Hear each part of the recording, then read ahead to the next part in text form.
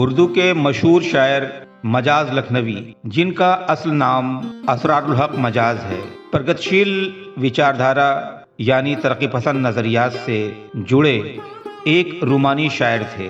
مجاز کی ابتدائی زندگی لکھنؤ میں گزری، اپنے نام کے آگے لکھنوی لگا لیا اور پھر مجاز لکھنوی کے نام سے پوری دنیائے شاعری میں مشہور ہو گئے۔ مجاز نے کم لکھا، لیکن جتنا لکھا اسے صدیوں پڑھا جائے گا۔ شاعری کی دنیا میں مجاز لکھنوی نے جب قدم رکھا تو اپنا تعارف اس طرح کرایا: خوب پہچان لو اسرار ہوں میں، جن سے الفت کا طلبگار ہوں میں، عشق ہی عشق ہے دنیا میری، فتنہ عقل سے بیزار ہوں میں۔ اسرار الحق مجاز، جسے اردو شاعری کا کیٹس کہا جاتا ہے، جسے وقت سے پہلے موت آ گئی، اس کی شاعری محبت کرنے والے دلوں کی رازداں تھی۔ اس کی شاعری محجبینوں کے نرم نازک لبوں کی آواز تھی۔ مجاز کی شاعری، مجاز کی دنیا، مجاز کی محبت، مجاز کا عشق، سب لازوال و لاجواب۔ وہ حسن الفت کا طلبگار، کبھی لپکتا ہوا شعلہ تو کبھی چلتی ہوئی تلوار۔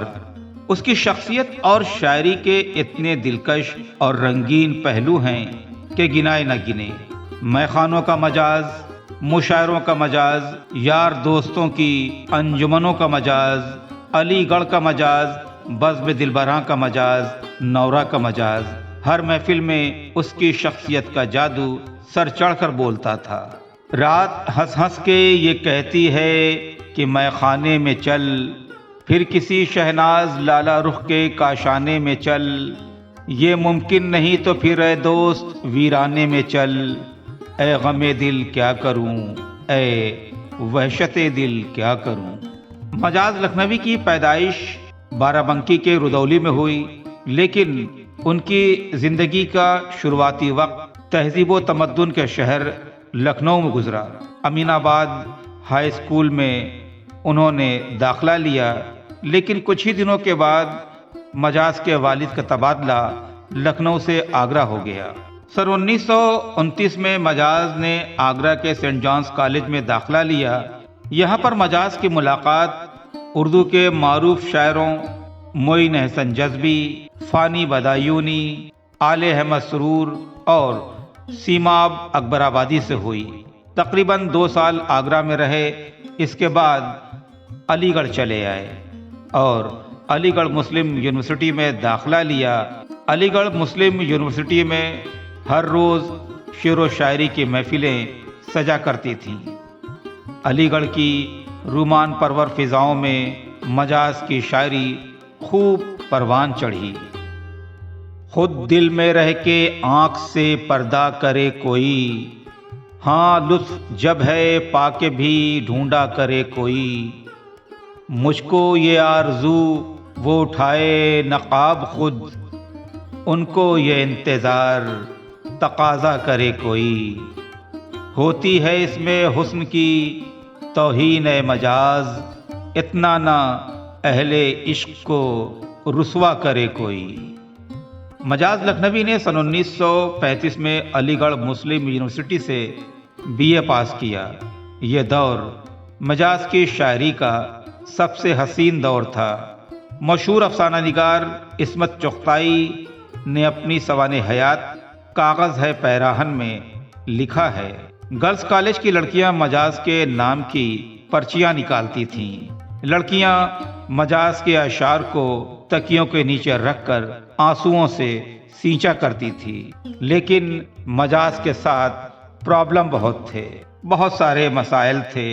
تم مجاز دیوانے مصلحت سے بیگانے، ورنہ ہم بنا لیتے تم کو رازداں اپنا۔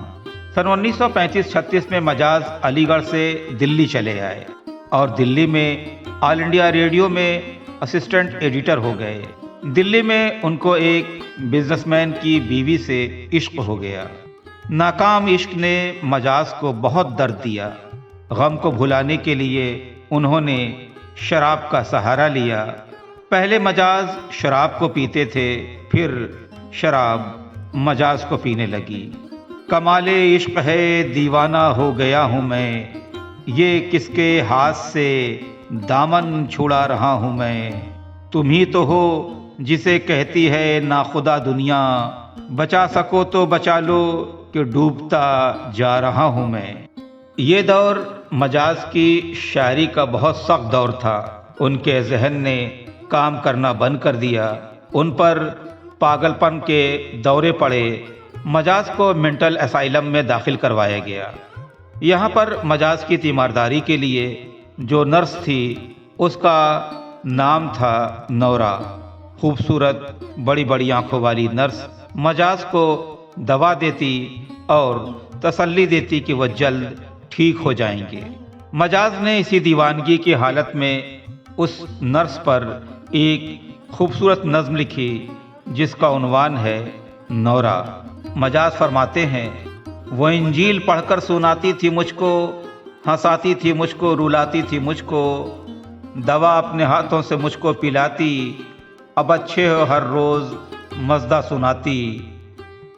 سرہانے میرے ایک دن سر جھکائے، وہ بیٹھی تھی تکیے سے کوہنی ٹکائے، خیالات پہم میں کھوئی ہوئی سی، نہ جاگی ہوئی سی نہ سوئی ہوئی سی، وہ آنکھوں کے ساغر چھلکتے ہوئے سے، وہ عرش کے شعلے بھڑکتے ہوئے سے، مہک گیسوؤں سے چلی آ رہی تھی، میرے ہر نفس میں بسی جا رہی تھی۔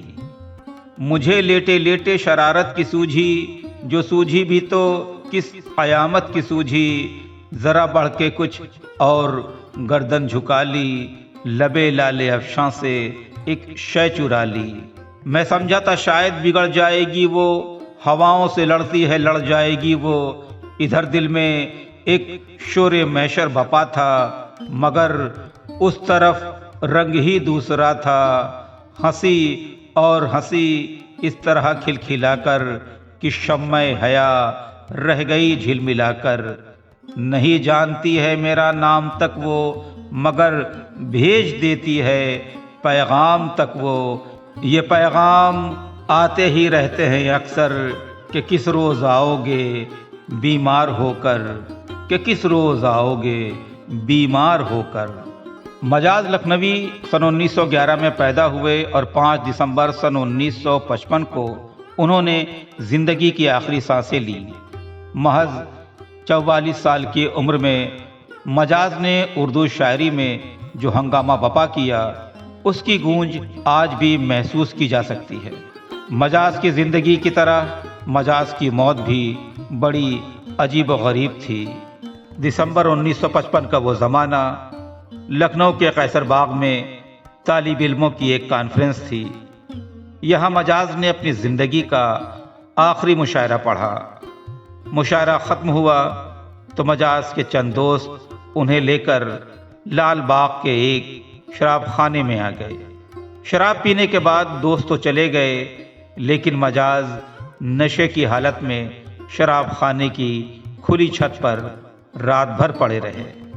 دسمبر کی ٹھنڈی رات اور تنہا مجاز پر فالج کا حملہ ہوا اور وہ کوما میں چلے گئے۔ صبح ان کو لکھنؤ کے بلرام پور اسپتال میں داخل کروایا گیا۔ 5 دسمبر سن 1955 کو مجاز 44 برس کی عمر میں اس دار فانی سے کوچ کر گئے۔ دوستوں نے کاندھوں پہ اٹھایا اور لکھنؤ کے نشاد گنج قبرستان میں مجاز کو سپرد خاک کر دیا گیا۔ مجاز کی قبر کے ایک طرف ان کی والدہ حمیدہ سالم کی قبر ہے، جبکہ دوسری طرف ان کی بہن صفیہ کی قبر ہے۔ مجاز کی قبر پر جو کتبہ لگا ہوا ہے اس پر مجاز کا ایک شعر لکھا ہے، اب اس کے بعد صبح ہے اور صبح نو مجاز، اب اس کے بعد صبح ہے اور صبح نو مجاز، ہم پر ہے ختم شام غریبان لکھنؤ۔